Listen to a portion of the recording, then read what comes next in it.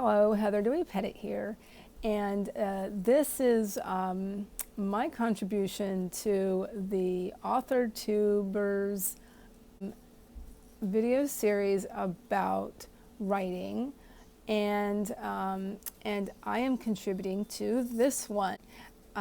This video is about writing characters with disabilities.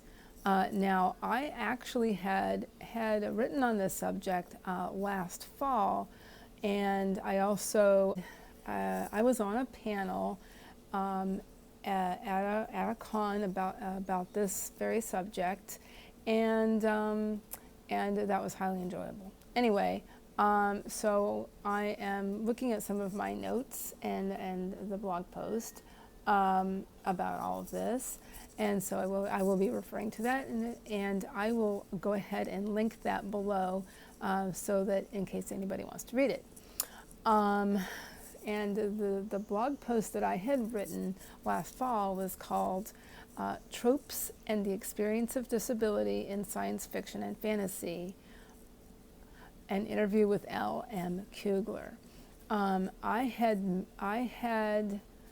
had met Lisa, her name is Lisa Kugler, we're both members of the Florida Writers Association, and she was going to be a panelist for a mini conference through the Florida Writers Association last spring. And so I got in touch with her because this is a subject that is near and dear to my heart,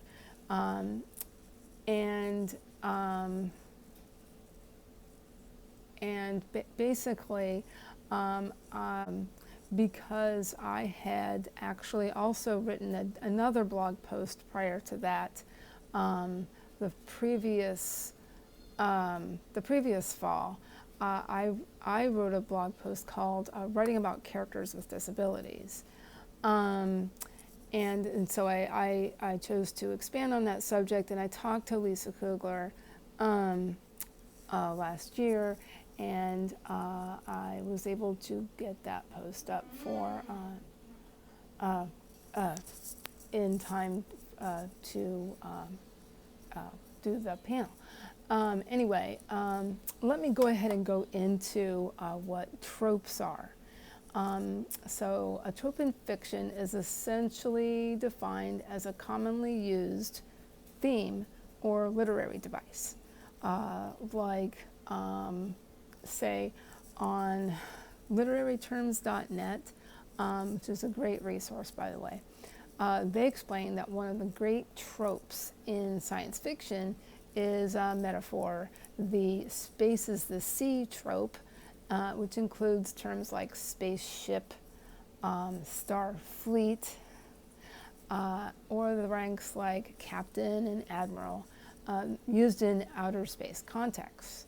So the article goes on to say that this trope is used to, quote, create drama and feeling by comparing the experiences of space travelers to that of sailors in the endless and very dangerous seas. So I really like that. They did a good job of explaining that, I think. Now, tropes on the experience of disability, though, there have been recurrent tropes in speculative fiction, as well as other forms of fiction as well, genres of fiction, that feature characters with disabilities for a long time. And say, especially in, the first one that came to my mind was the classic novel Flowers for Algernon. Now that story and so many others also for decades in a way suggested that disability is something that should be altered or augmented through advances in science or technology. And because the main character had an intellectual disability, his name is Charlie, and he had surgery to try and make himself smarter. Now, excuse me, I'm looking at that. Now, the thing is that I think that there are a lot of characters with disabilities who know what their disability is, would not elect to do that. And most real people with disabilities are completely fine with the way they are, with who they are, and they're more accepting of themselves. And maybe that is just the state of the world in this day and age. Excuse me. And that's possible. It is a different time than it was, 40 years ago. But whether or not that trope stops, I do feel like that can be handled differently than it has been in the past.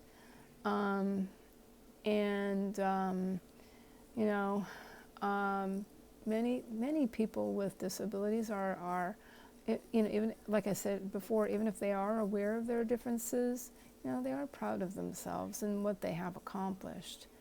And they don't dwell on their differences, and they don't really view themselves as broken.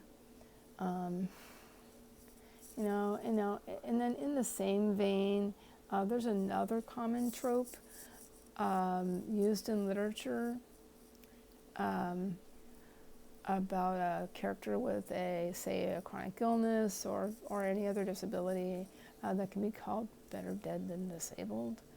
And there are so many others, yet they are essentially what L.M. Kugler says, that here's a quote: anything that reduces a character to the sum total of his/her disability. And she also said that using these specific tropes, is a mistake. And I'm going to quote her again here: nobody would do that with another character trait. We call that a flat character. It's writing 101. And I tend to agree with that. And let's see, another quote I have here that says, disabled characters are often written as either overcoming saints or people to be pitied. Where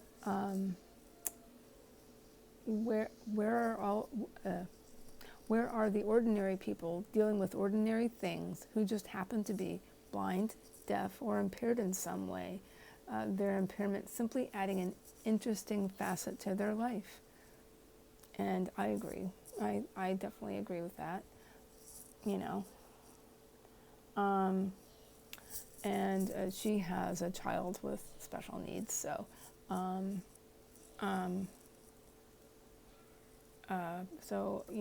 she had said that she is because she has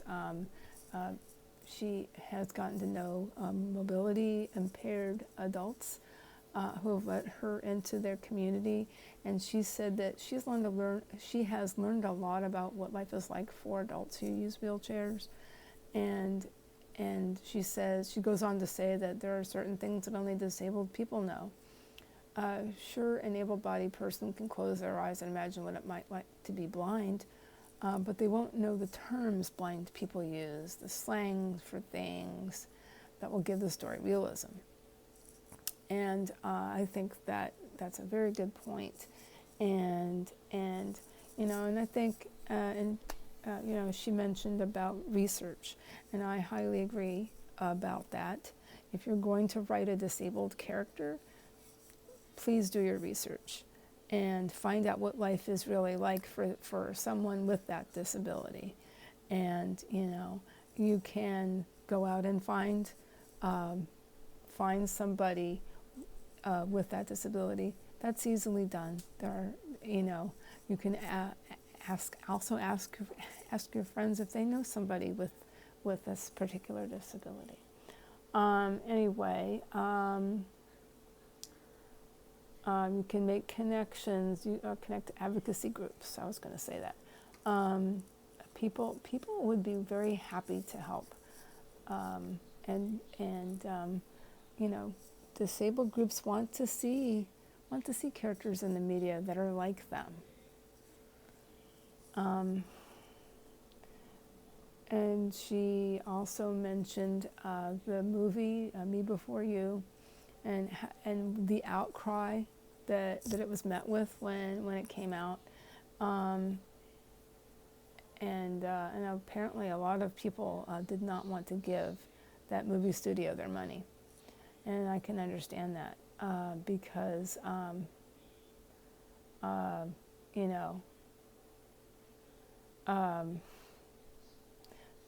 if you don't know what about that, please go ahead and find out what that's about, because I don't want to give anything away.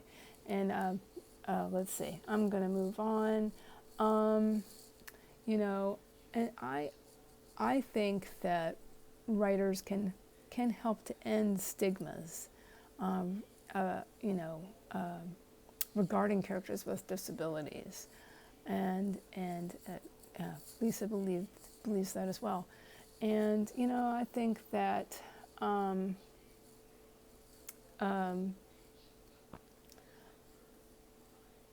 you can contact with people with this disability. You can find people that you can talk to before writing these characters, and but essentially do your homework, do your research. Excuse me. One thing she said, that writers can apply this knowledge in a way that it helps spin perspective. And she goes on to thereby opening doors for conversation, for conversation and/or new ways of thinking about disability and the people living with that disability. So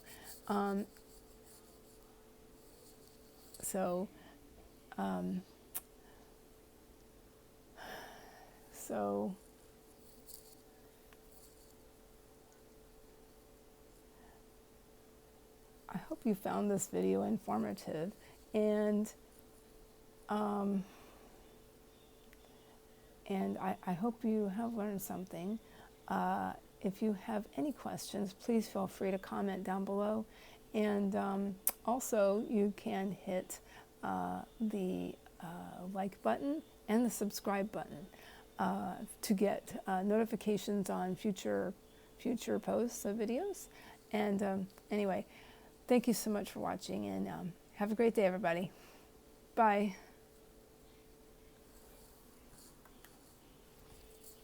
Did that